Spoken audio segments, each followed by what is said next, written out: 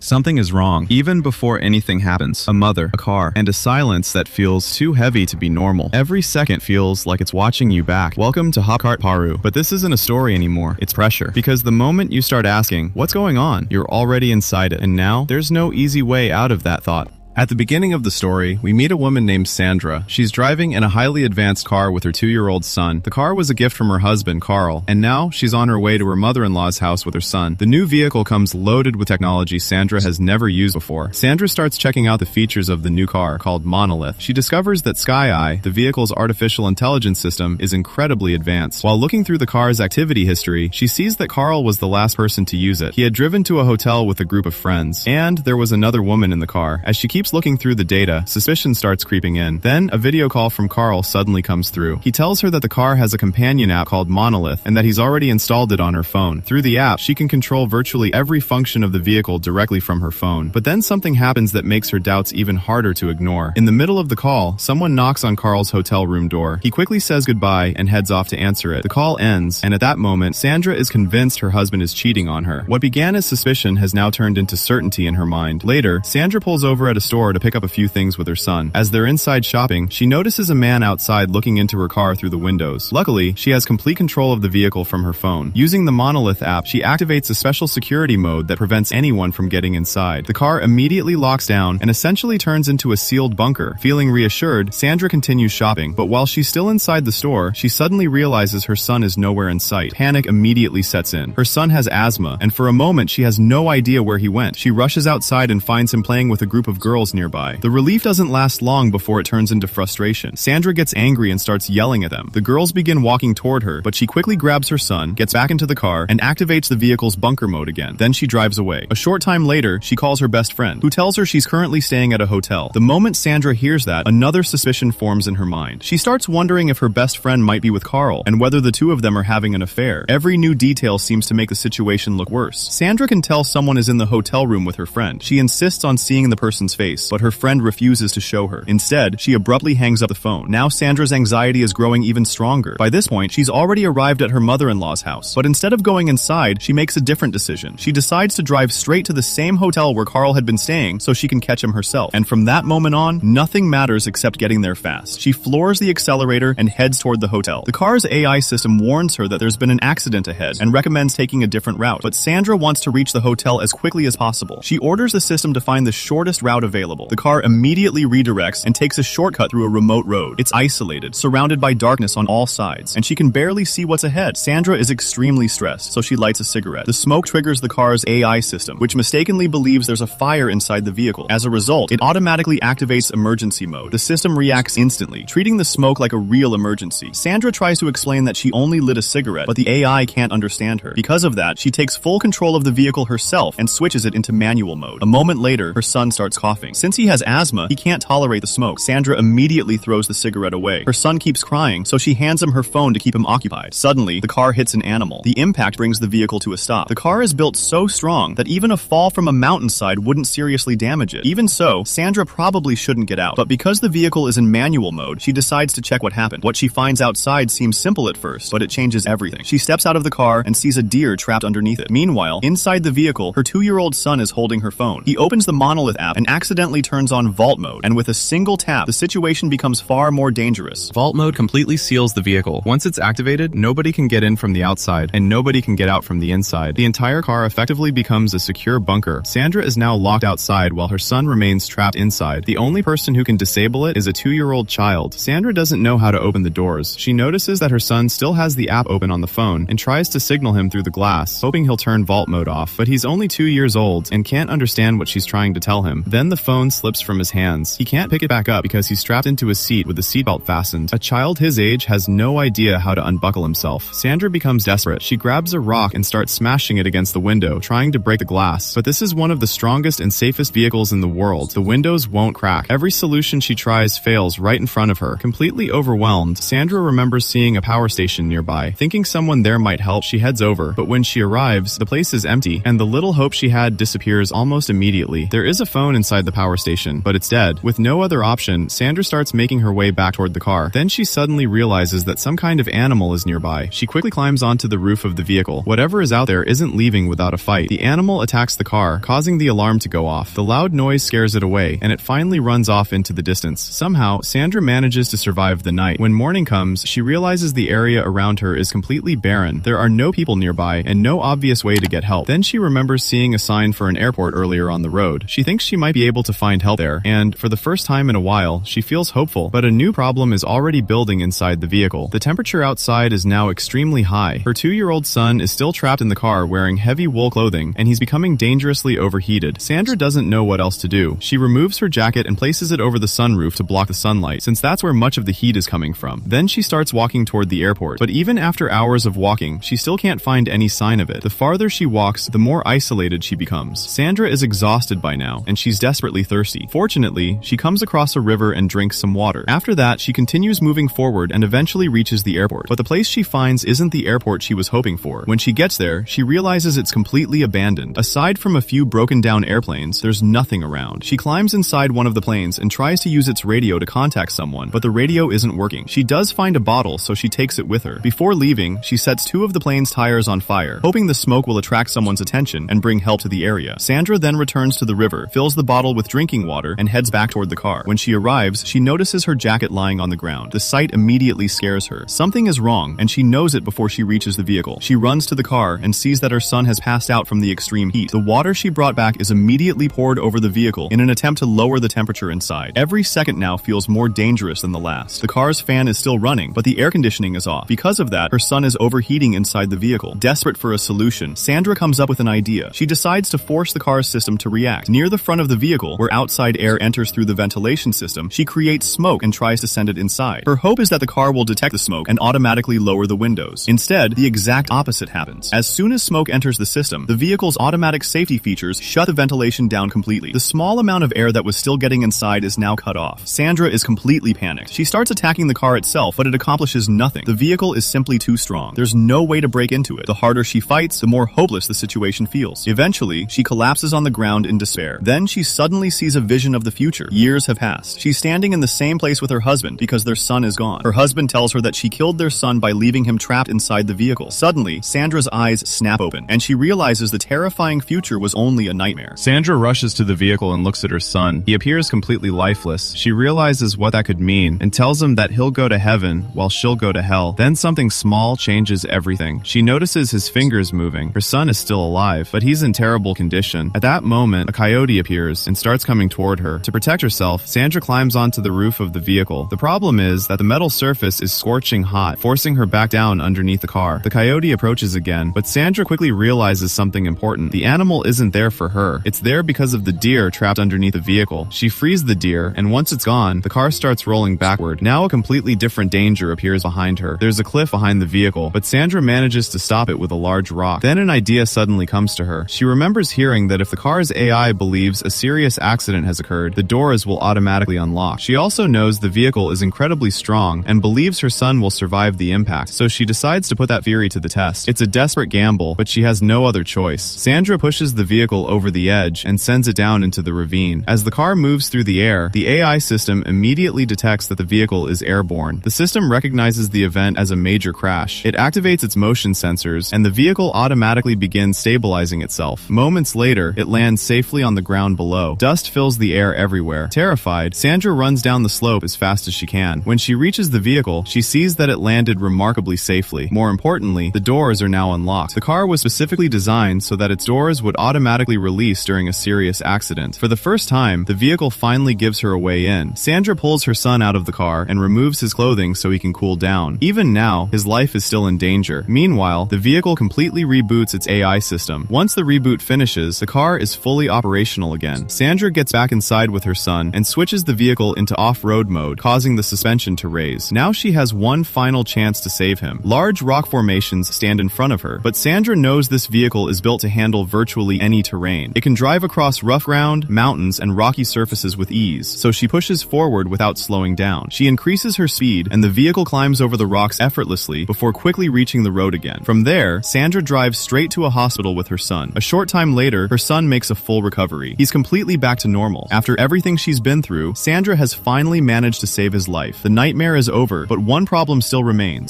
Sandra still knows that her husband has been cheating on her. Now she has to decide whether she wants to stay with him or not. And with that difficult choice still hanging over her, the story comes to an end. It doesn't end, it lingers. A mother survives everything, but nothing inside her feels normal again. Some pain doesn't leave, it just stays quiet forever. Subscribe to Hopkart Paru if you feel stories like this don't really end, because some endings don't close. They stay with you, thinking, long after everything is over.